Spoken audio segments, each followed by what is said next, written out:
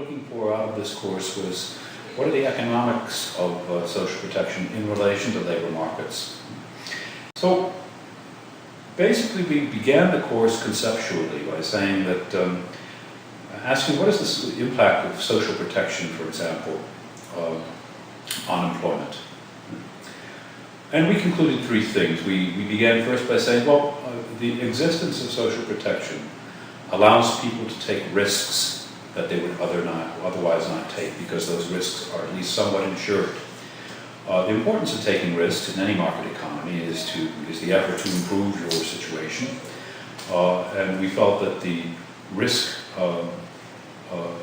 insulation of having at least some modicum of social insurance would perhaps compel people to take a risk they wouldn't take to improve their income generation stream. We felt that another impact, and an important one, of social protection on employment was through the reduction of inequality. We spent a lot of time in the course taking a look at inequality and looking at the economic outcomes of inequality, concluding that a high level of inequality had a negative impact on growth and therefore on jobs. And therefore, if these market-determined outcomes that are becoming more unequal in many countries of the world could be mitigated by social protection systems, which they are, through taxes and transfers, to people who lose out in market-determined incomes, then the impact on growth would be better and therefore on employment performance. We thought that was very important. We thought about, in the third instance of the impact of social protection on employment, what the effect would be if countries that have exceedingly high savings rates, such as China, had social protection systems. We argued that, as many do, that one of the ingredients or factors behind the high savings rate in China is the absence of social protection, and therefore the need to save against risk.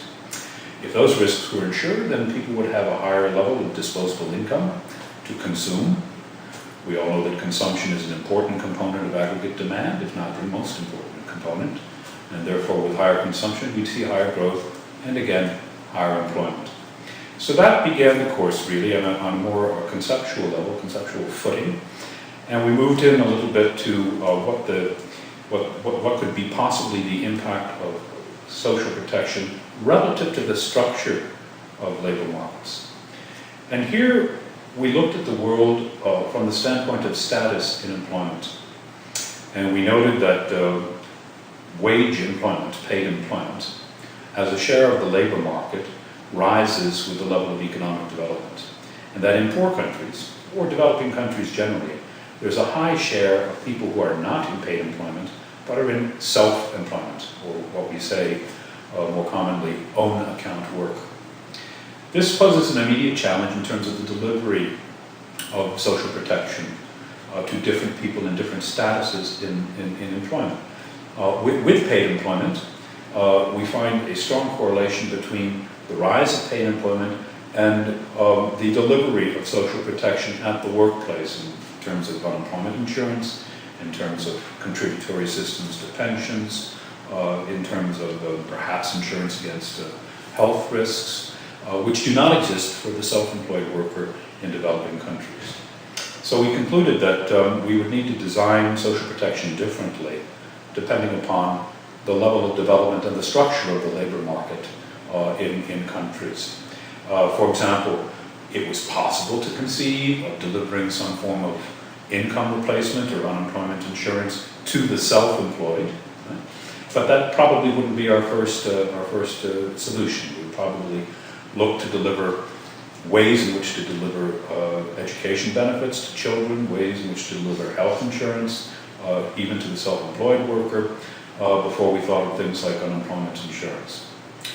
We made the point, therefore, that yes, what it looks like paid employment and economic growth go hand in hand. There are clearly instances in which that is not the case. Indeed, the most vulnerable of all statuses of employment is paid employment, but it's called casual work.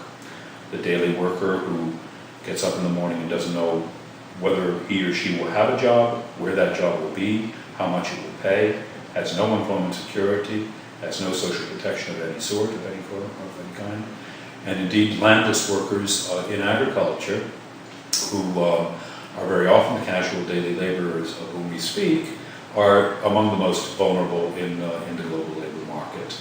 So it can't be said unequivocally that paid employment and economic development go hand in hand.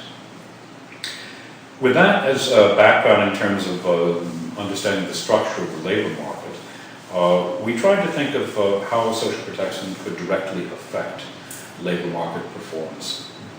Here we entertained notions of informality. There's a strong correlation between informal work, informal working, and the kind of status of employment that I was describing earlier, own account work. There's a very great overlap between the two. But here again, one must draw the conclusion that even being in the informal economy, while it has its disadvantages in aggregate terms, in terms of income, in terms of social protection, it is not necessarily immune from access to social protection. And indeed, there are many experiments going on, many well-established programs going on that deliver social protection to the informal worker. Perhaps the most touted example recently would be India's National Rural Employment Guarantee Scheme, which is directed to the informal economy in rural India and provides income support for those people who otherwise might not be in the labor market or be in the labor market in less favorable circumstances. We went from there to drill down more deeply into this question of inequality. And we noted that through tax and transfer payments, the social protection systems in many countries, particularly developed countries, attempt to compensate for market-determined outcomes that are unfavorable and potentially socially destabilizing. We looked around the world today and we see a lot of social protest against rising inequality from wealthy countries such as the United States to the Arab Spring to elsewhere in the world. And we felt that, certainly in terms of political and social stability terms, reducing inequality through the social protection system was a distinct benefit. As I've already said, we also argue that it has a distinct economic benefit as well. Well, compare two countries with relatively equal levels of inequality, Belgium and the United States. Both countries have the technical term would be a Gini coefficient, which measures inequality, of about 0.48, which is relatively high. But Belgium handles this inequality much differently than the United States. The United States, through its tax and transfer system, reduces that high level of inequality to about a level of 0.37 as the coefficient. The lower the coefficient, the more equal the society. Belgium, however, with the same starting point of market-determined outcomes as the United States, is able to reduce this to a level of, say, 0.24, which is a relatively equal society. So, and they do this, again, through the social protection system, through the tax revenues that are generated, and through the transfer payments that redistribute national income to the populace in various ways. And we thought that that was one incredibly positive benefit of having social protection. In our concluding segment of the course, we looked at what are the economic advantages of social protection versus the economic disadvantages. We did this not as an academic exercise because it's a very topical theme. In many developing countries, countries are worried over social protection on two grounds largely. One is cost. It's terribly costly. We can't afford it. We're developing. We showed in that instance that no, that is not the case at all. I mean, countries vary in terms of their commitment to spending on social protection as a share of GDP, and that variance is highest among the poorest countries in the world. In other words, some poor countries spend a lot of money on social protection, others spend very little. And the point that we're trying to make here is ultimately, it's not an economic constraint that we're talking about, or economics alone, it's a social and political choice. If you're spending money on social protection, maybe you're not spending it on security, or police, or whatever. So it is a matter of social and political choice at the end.